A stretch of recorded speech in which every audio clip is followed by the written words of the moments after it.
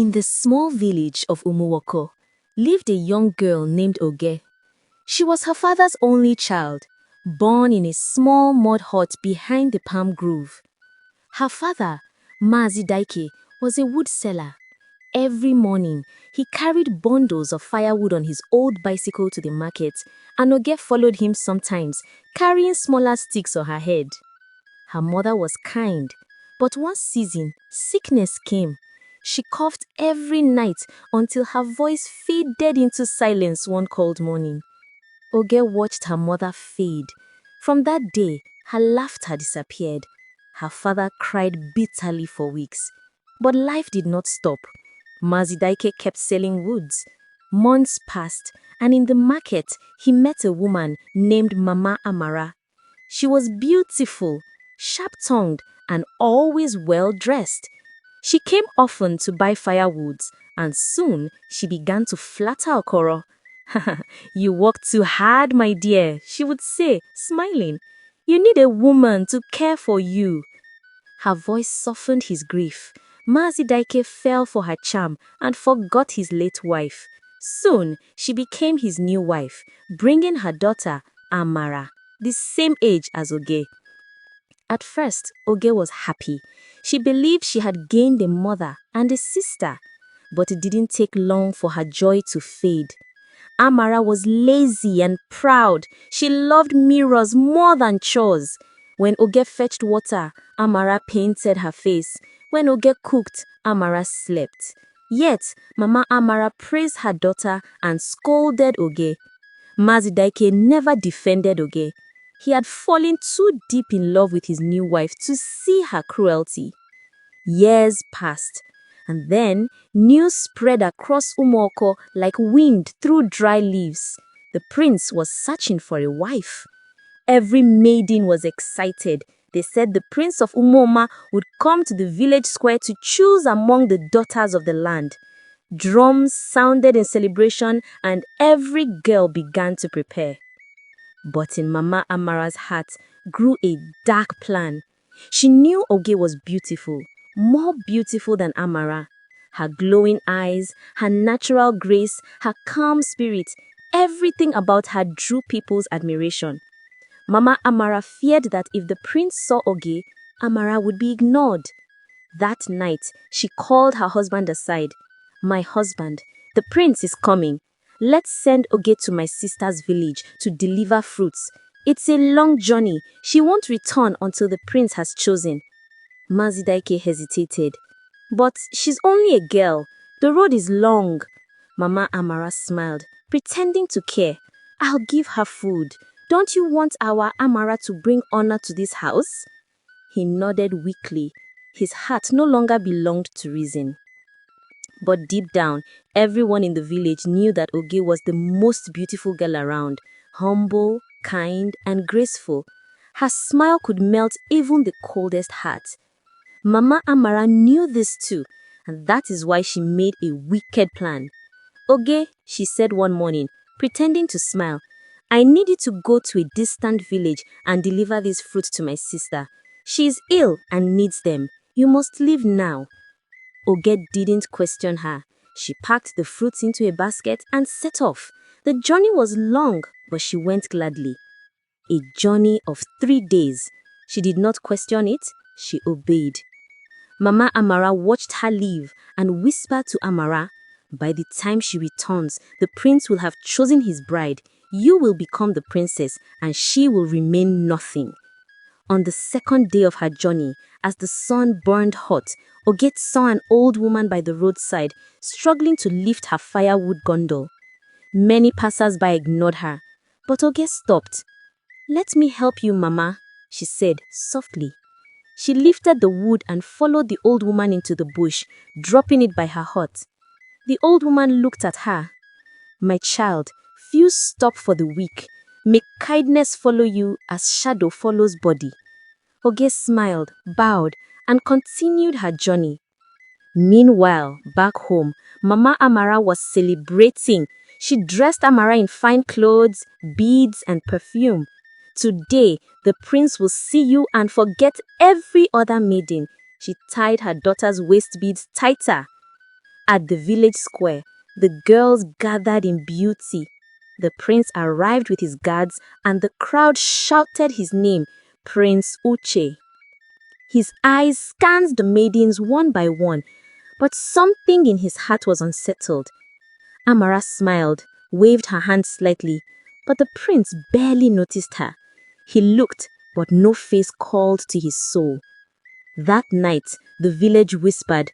The prince went back without choosing. Amara returned home angry. "How can he not choose me?" she shouted. Ngozi frowned. "It's that useless Oge's fault. If she were here, the prince would have chosen her. The people always praise her beauty and kindness." And far away, Oge reached Obinagu safely, delivered the baskets of fruits, and began her journey home the next morning. Her stepmother's plan had worked, or so she thought. On her way home, Oge met the same old woman again.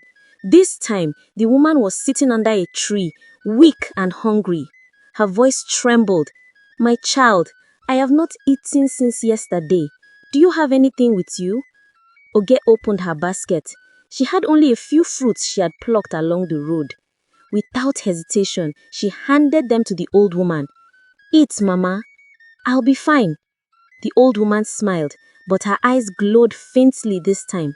"The heart that gives freely will never lack," she whispered. "Go home, my daughter. You will hear drums soon, and they will beat for you." Oge didn't understand, but she thanked the woman and went her way. Back home, Mama Amara was furious. "That foolish prince," she shouted at her daughter. "After all the beauty oils I bought, he didn't pick you." Amara pouted. "He didn't even look at me, Mama."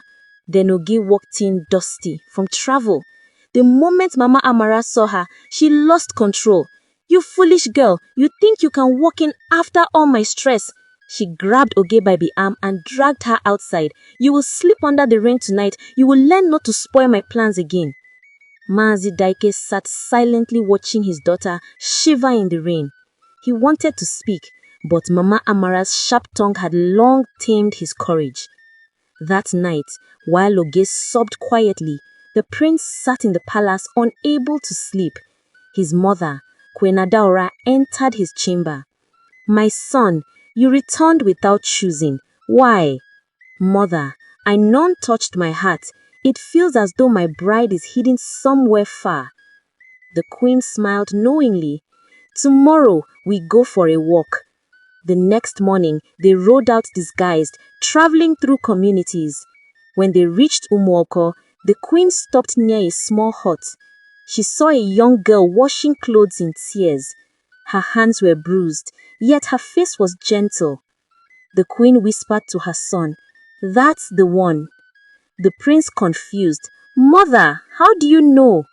"Because," the queen said softly, "I was the old woman she helped twice." The prince gasped. "What?"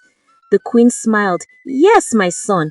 I disguised myself to find a wife for you, not among the proud, but among the kind." The prince watched Oge for a while. He saw purity in her suffering, beauty in her simplicity. His heart knew instantly this was her. He stepped forward, but Oge didn't recognize them. "Good morning," she said politely, bowing. "What brings you to this place?" The queen walked towards her. "My child, do you know me?" Oge looked up, startled. "No, my queen, I have never seen you before." The queen smiled. "You have seen me twice. Once when you helped an old woman lift her firewood, and again when you fed her with your fruits. That old woman was me. You gave when you had nothing. You lifted when you could have passed. And today, it is my turn to give and lift you." Before Oge could speak, the prince knelt before her. "Will you be my wife?" Oge froze, thinking it was a joke. Mama Amara and Amara rushed out of the house in shock. The entire village gathered. Murmurs filled the air. Mama Amara tried to speak. "Your Majesty, there must be a mistake. This one, she's nothing but—" The queen raised her hand. "Silence. Your cruelty is known. The prince chooses from the heart, not from paint and powder." She turned to the crowd. I went among the people disguised as a poor old woman to find a girl whose heart is pure enough to be queen beside my son, and I found her." The prince stepped forward, his eyes locked on Oge. He said softly, "The moment I saw you, I felt something I cannot explain." Tears rolled down Oge's cheeks. "My queen, I only did what was right." "And that," the queen said, "is why you are worthy." She turned to Mama Amara. "You sent this girl away so your daughter could deceive a kingdom. But the gods do not reward wickedness." Mama Amara trembled. Her daughter Amara began to cry. But the prince held Oge's hands and lifted her gently. "No more tears," he said. "You've washed enough pain." And that day, Oge's life changed forever. The palace drums echoed across the land as Oge was brought in as the prince's bride. Her new life began in joy and honor, but her heart remained humble. Her father, Mazidike, came to the wedding trembling with guilt. When he saw his daughter standing beside the prince, he fell to his knees and began to weep. "My child, forgive me," he cried. "I let them treat you like dust. I was blind." Oge embraced him tightly. "Father, you were never my enemy. You only lost your way." Mama Amara and Amara were also brought before the royal court. The queen demanded that they confess. With trembling lips, Mama Amara knelt. "Forgive me, my queen. I wronged the innocent." The queen looked at Oge. "What do you say, my daughter?" Oge turned to her stepmother and her stepsister. "I forgive you," she said softly, "because the tree that bears fruit does not throw stones back at those who throw stones at it." The court fell silent. Even the guards bowed their heads. The queen smiled proudly. "Kindness crowned you once, now it crowns you again." From that day, Oge ruled beside the prince with wisdom and compassion. She built homes for widows, gave food to orphans, and taught every maiden that beauty without kindness is emptiness in disguise. As for Mama Amara and Amara, they lived in regret but were never cast out. Oge made sure they lacked nothing, proving that forgiveness is stronger than revenge. And every evening in Umoko, mothers would tell their daughters, "Do good when no one sees you, for kindness is the greatest beauty. Envy destroys, but forgiveness heals."